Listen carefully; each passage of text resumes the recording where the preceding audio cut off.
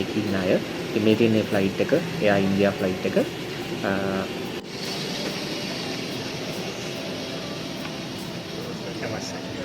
එයාලා ඇත්තටම නමස්තේ කියලා තමයි අපිට වෙල්කම් කරන්නේ.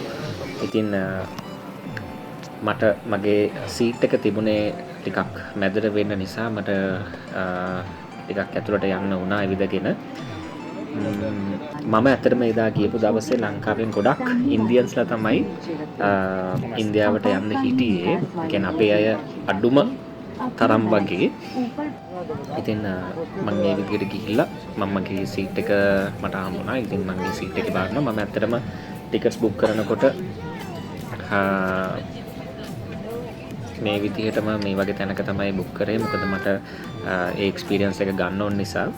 ඉතින් වින්ඩෝ සීට් එකක් දාගන්න ටිකක් අමාරු වුණා. මොකද මම යන දවසේ ටිකක් කියන්නේ මට ලං වෙලා තමයි ටිකට්ස් බුක් කරන්න ඕනේ. ඉතින් වාසනාවට වගේ තැනක් තිබුණා. මම ඉස්සරහට ගාලා එක බුක් කරගත්තා. මේකට මට ඇඩිෂනල් පේ කරන්න වුණා.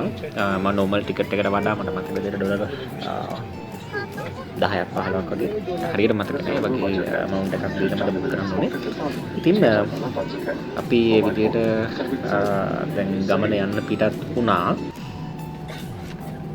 ඇත්තටම මගේ ටේක් ඔෆ් එකේදී මම ඇත්තටම එක්සයිට් වෙලා හිටියේ. මොකද මම මේ වගේ දෙයක් කවදාවත් එක්ස්පීරියන්ස් කරලා තිබුණේ නැති නිසා.